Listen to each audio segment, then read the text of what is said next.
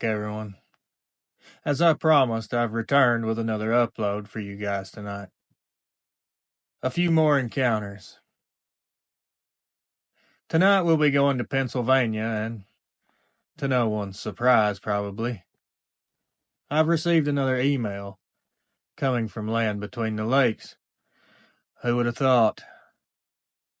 But before I get into the encounters, I want to extend again, as always, my invitation to anyone that's listening that would be interested in sharing their encounter with me or publicly here on the channel. All you gotta do is reach out to me and send me an email. It doesn't necessarily mean that you have to share your encounter on here.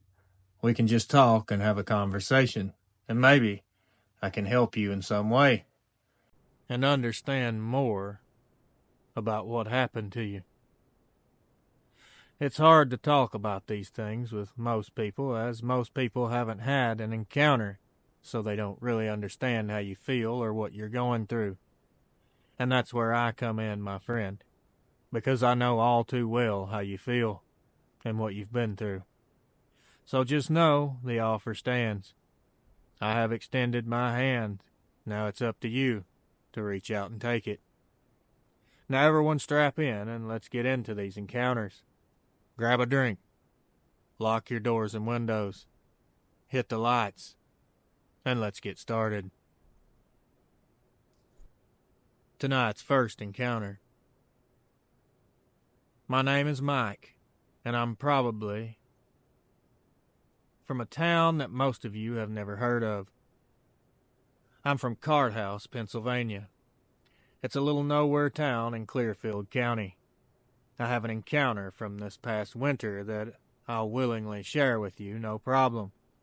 So here goes. My house sits on a few acres. It's mostly woods. Out back, it's real thick with pine and oak. It's quiet out here, just me and my wife, no neighbors close by. This happened in January in the middle of a cold snap. There was snow on the ground, maybe 6 inches deep. It was a Tuesday night around 10 p.m. I'd been watching TV for a while, some dumb reality show, and I remembered that I'd forgot to take the trash out, and garbage pickup was early, so I grabbed the bag, throw on my boots and coat, and head out the back door, not a single worry in the world. There's a little path from the house to the trash cans by the shed. It might be 30 feet long. I've got a motion light back there, but it's busted and only works half the time, so I was just using the porch light to find my way. The snow was crunching under my feet, and it's dead quiet. No cars, no wind, no anything. I'm almost to the trash cans when I hear something else crunching off in the woods past the shed. I stop and listen, thinking it was maybe a fox, but most likely a deer, since they're everywhere out there. But it just kept going. It was slow and a steady pace. It sounded like something really heavy walking. I squint to look into the dark and see the shape make its way out from the trees, right where the yard ends. This thing was huge. It's way taller than me, and I'm 6 foot. And it's standing there on 2 legs, but it looks like a wolf, even though this thing's arms were very long. They were jacked. This thing's chest and shoulders were thick and ripped with muscle. Also, from what I could see from where I was standing, it had hands that appeared to be human-shaped. I could also see from where I was that the fingers were tipped with hook-shaped claws. The fur on it was very mangy-looking and spotty. It was dark gray or black in color. It's hard to tell in the dark. I dropped the trash bag and just stood there looking at this monstrosity.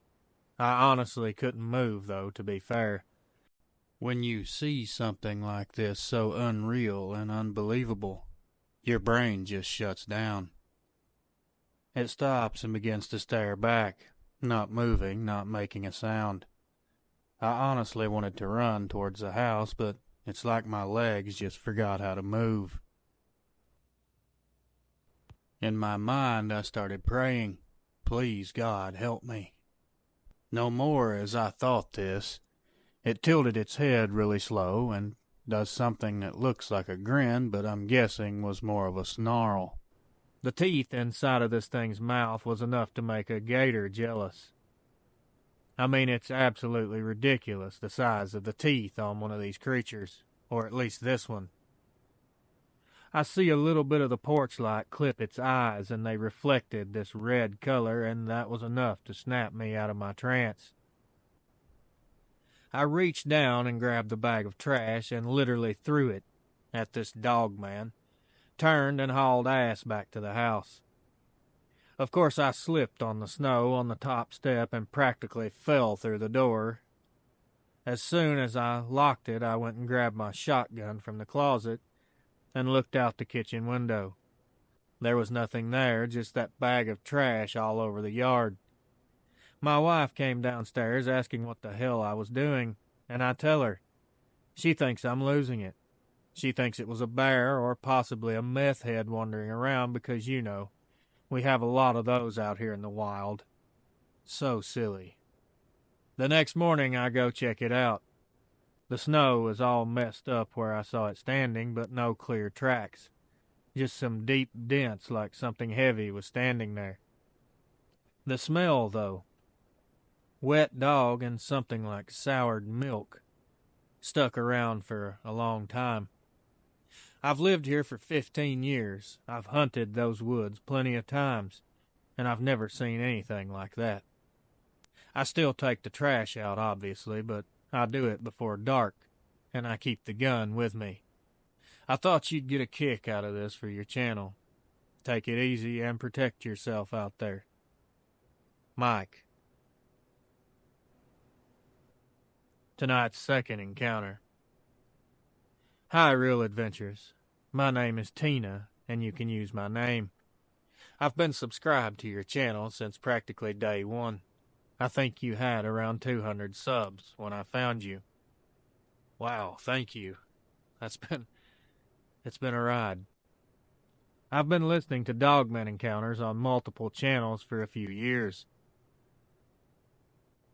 These stories always got to me, but now they get to me a lot more, being as I've had my own encounter from a hiking trip last spring at Land Between the Lakes down in Kentucky. Me and my boyfriend Derek love getting out there. It's just a big recreation area with trails and woods between two huge lakes. What's not to love?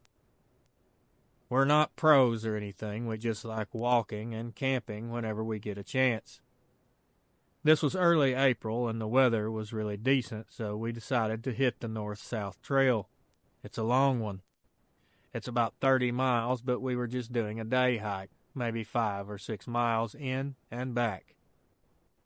We started late in the morning. We packed some water and lunch and headed out from the trailhead near Golden Pond. It's all forest, tall trees, hills. Really pretty, but kind of lonely once you get deep in. We didn't see anyone else, which was okay by us.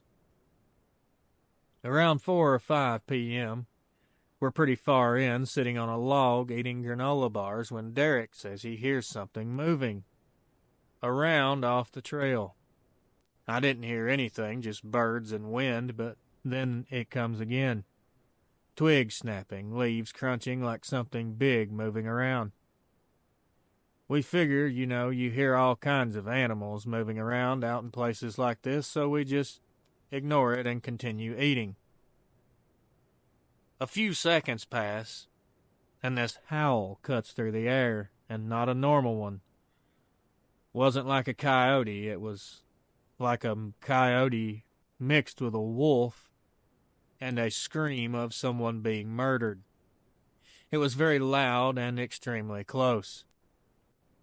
We both jumped up looking around, and Derek points up the trail. About 100 yards ahead there was this thing standing right in the middle. Tall and skinny, probably 6 or 7 feet. Its head was like a dog's. It had a short snout and these really tall, pointy ears like a German shepherd. but its body was very lanky and skinny. It had these long arms up front, and they were hanging down past its waist. The fur was dark, maybe brown. It was hard to tell with the trees blocking the light. And it wasn't moving. It was just standing there like it was frozen in place.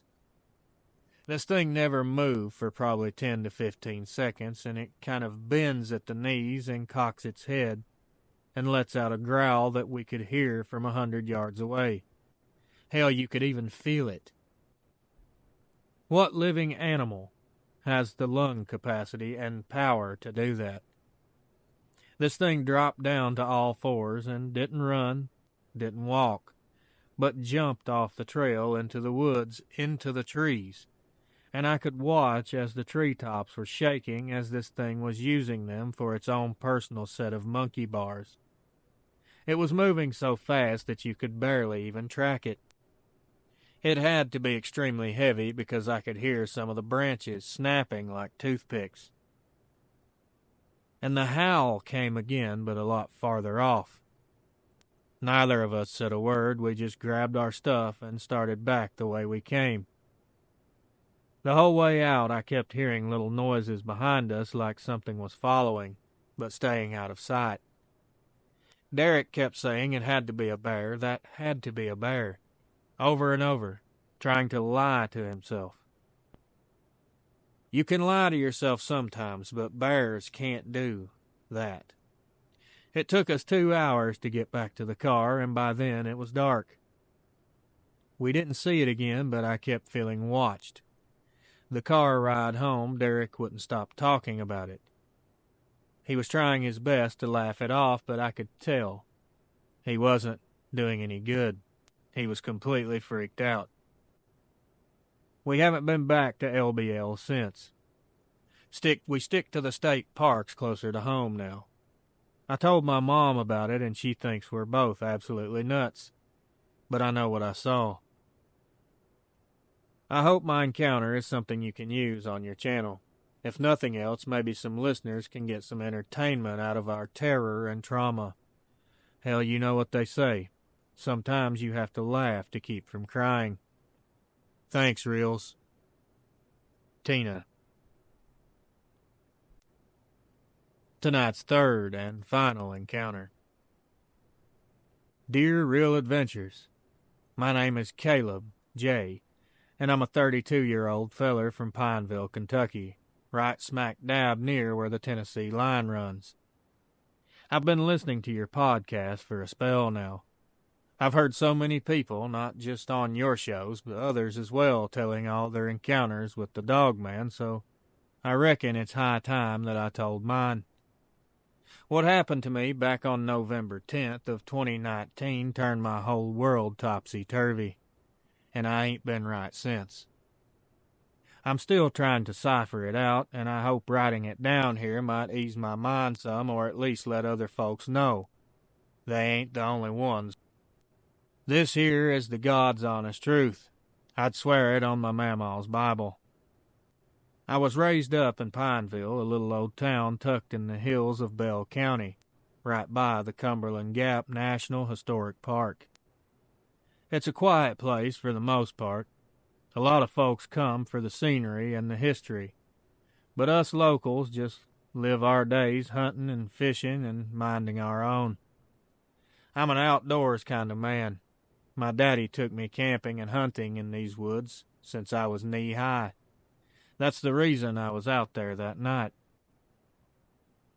I'd had a rough week fixing trucks down at the garage, so I figured I'd take my old Ford out to the park near Hensley Settlement to unwind. I packed my lantern, a little something to sip on, and my granddad's .30-06 rifle. You never know with them wild hogs or bears. You gotta be prepared at all times. I got there around 6:30 that evening, parked off the dirt road and hiked in a ways. I was sitting up by a creek, maybe a mile in, when I got the funny feeling like something was eyeballing me from the trees. The woods was hush-hush, no crickets chirping, no frogs hollering, just dead quiet. I didn't know why, but I told myself for some reason it was just my nerves and kept on. But then I heard a big old crack like a branch snapping under something heavy off to my right. I stopped and went into somebody's about to be in trouble mode and swung my lantern around and hollered, "Who's out there? Show yourself."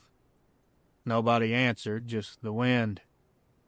I figured it might be a deer or, worst case scenario, a bear, so I kept my rifle close and started walking a bit faster.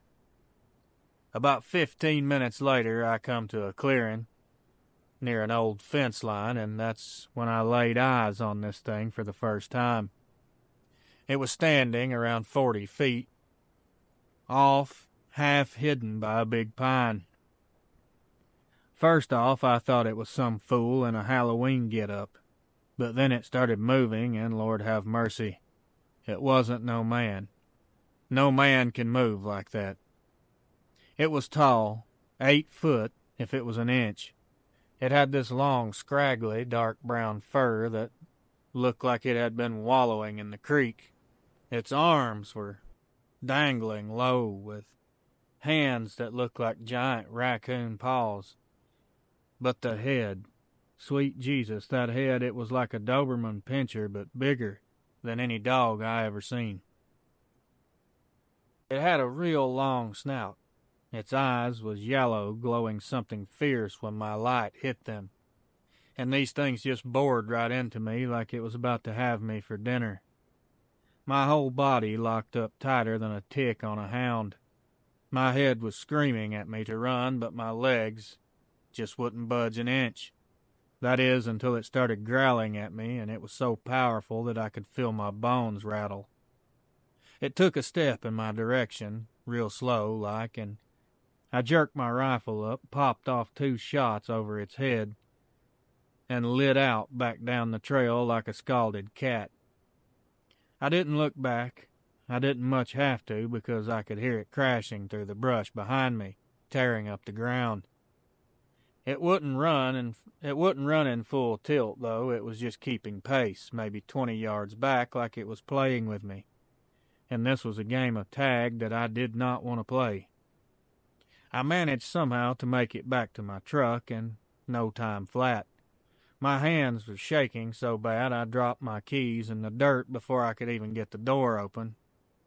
As I peeled out of there, I glanced in my mirror, and it was just standing there at the edge of the road, reared up tall, watching me hightail it. Them yellow eyes was the last thing I seen before I hit the blacktop. I didn't tell a soul right off. I drove home and locked everything up and sat up all night with my rifle on my lap, sweating bullets. I just could not figure out what I'd just seen. You can call it what you want, but that was a damn werewolf. Dogman my ass. The next morning I called my cousin Jimmy. He was a deputy over in Middlesboro. And no, that's not his real name, so don't get cute and try to look somebody up.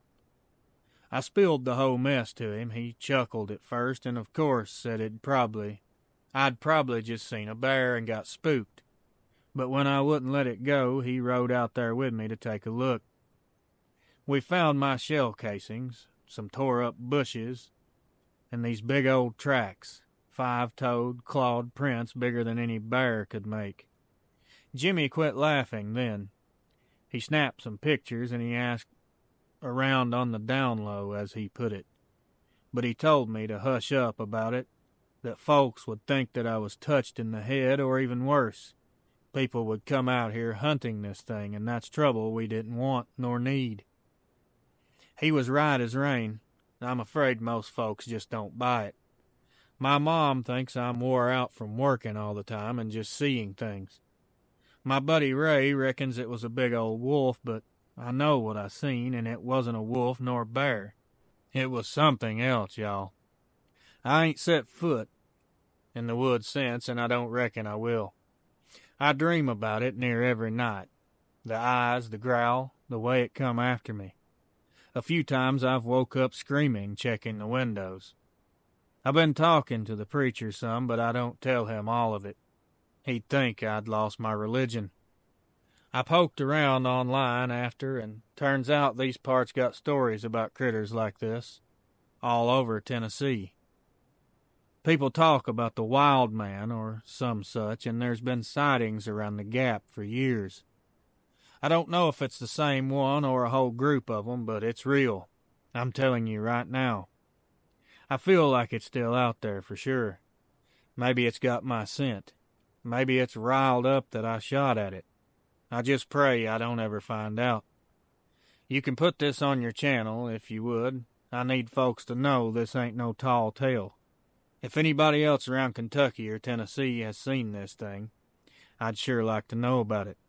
I'm just tired of feeling like I'm crazy all by my lonesome. Much obliged. Caleb, Pineville, Kentucky. Well, legends, I told y'all it was going to be late for the upload. I didn't really want it to be this late, but here we are. What can you do? If you listeners are out there sleeping or at work, wherever you are, I'm sure you'll have a chance to catch up. I want to thank these individuals for sending these encounters first off, as I truly enjoyed narrating them, especially the last one. My friend, you have a very interesting storytelling quality, and I absolutely love it. Your encounter was terrifying, but somehow the way you told it took a little bit of the terror out and added a little bit of much-needed comic relief. I've had a few encounters come my way where people do that, and I love it. They add a few jokes here and there to ease the tension, and I get it. It actually works really well. Anyways, I appreciate y'all sending all 3 of these. And as it's super late for me right now, and I have to get ready for Blue Monday, as I refer to it, I'm going to go ahead and end this upload right here. I want to thank you guys for stopping by to listen. I truly appreciate each and every one of you. Everyone, please be sure to hit the like button. Also, if you're not subscribed, please consider doing so if you enjoyed tonight's video. If you're already subscribed, then you know the deal. You have gained the status of legendary. Again, thank you for listening, and that's going to do it for tonight's upload. Until next time, my friends, watch over your loved ones, keep your head on a swivel, and as always, good night.